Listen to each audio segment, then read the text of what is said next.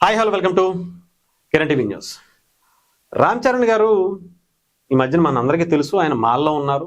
అయితే రీసెంట్గా అల్లు అర్జున్ గారి సోదరుడు అల్లు శిరీష్ గారి మ్యారేజ్కి ఆయన ఒక ఫంక్షన్కి హాజరయ్యడం జరిగింది.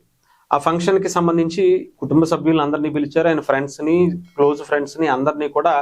బ్యాచిలర్ పార్టీ అనేది నార్మల్గా ఉండేటువంటి ట్రెండే, ఎవరైనా చేసుకుంటున్నారు. చిన్నోళ్ళని కానివ్వండి, పెద్దోళ్ళని కానివ్వండి, ఎవరి స్థాయిలో వాళ్ళు చేసుకుంటారు. అయితే రామ్ చరణ్ గారు అయ్యప్ప మాల్లో ఉండగా అక్కడికి వెళ్ళారు అని చెప్పి దాని మీద కూడా మనం ఒక వీడియో చేసుకున్నాం, ఆయన ఎంత హుందాగా వ్యవహరించారు అనే దాని మీద. అక్కడ అయితే దాని మీద కొంతమంది ట్రోల్స్ చేస్తున్నారు. ఆయన ఒక ఆల్కహాల్ పార్టీకి వెళ్ళారు, అక్కడ పార్టీ జరుగుతుంటే అయ్యప్ప స్వామి మాలేసుకుని ఎందుకు వెళ్ళారు అనేటువంటి మాట కూడా కొంతమంది ఉంటుంది కదా. ఇంకా కోడిగుడ్డు మీద ఏకలు పీకేటువంటి బ్యాచ్లు ఉంటాయి కదా, అది సునకానందం పడుతూ ఎంతసేపు ఆ కుటుంబం మీద ఏడుస్తూ కడుపు నింపుకోవడం కోసం, కుటుంబం పోషణ కోసం అలా బ్రతుకుతూ ఉంటారు కొంతమంది, ఆ కుటుంబం మీద ఏడుస్తూ. అలాంటి వ్యక్తులు కొంతమంది మాట్లాడుతున్నారు. అయితే ఇక్కడ ఒక ఇంట్రెస్టింగ్ న్యూస్ ఏంటంటే అల్లు శిరీష్ గారే దానికి రిప్లై ఇచ్చినటువంటి పరిస్థితి కనిపించింది.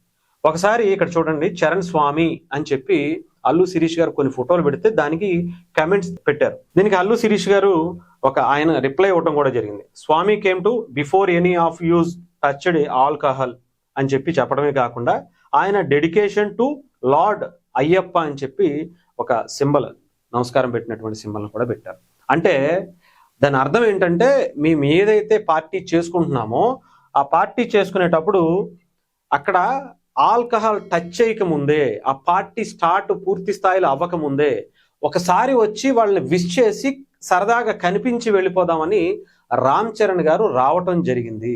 వచ్చి కూడా మీరు ఆ ఫోటో కూడా చాలా జాగ్రత్తగా చూస్తే చాలా క్లారిటీగా కనిపిస్తుంది. ఈవెన్ ఆఖరికి అక్కడ ఉపాసన గారు ఉన్న ఉపాసన గారికి కొంచెం గ్యాప్ ఉంటుంది, భార్య అయినా సరే.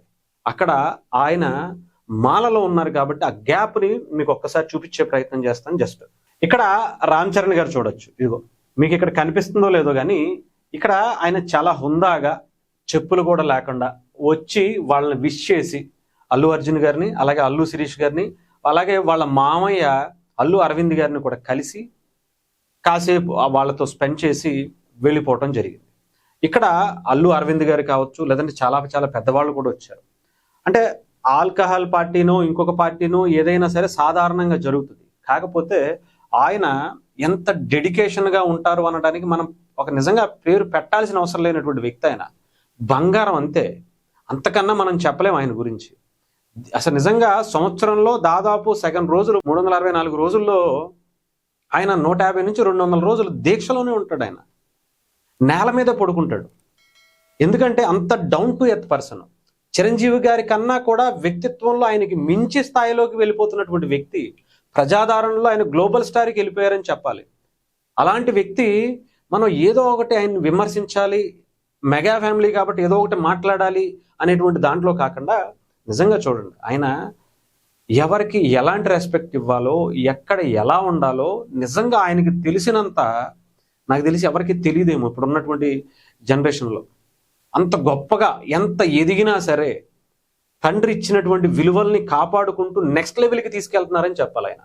దాని గురించి మనం ప్రత్యేకించి మాట్లాడాలి అంటే మనం ఏంటి అనేది ఆలోచించుకోవాలి. ఇక్కడ ఆయన ఎంత గొప్పగా మన భారతీయ సంస్కృతి సాంప్రదాయాలను కాపాడుకుంటూ ముందు తరాలకి, రేపటి తరాలకి కూడా ఒక ఇన్స్పిరేషన్గా, అరే రామ్ చరణ్ చూడరా ఎంత గొప్పగా అయ్యప్ప మాల వేసుకుని ఎంత చక్కగా ఉంటాడో చూడండి, మనం కూడా ఒకసారి అలా ఉందాము అనేటువంటి ఆలోచన క్రియేట్ చేసేటువంటి వ్యక్తి ఆయన. అంత గొప్పగా ఉంటారు.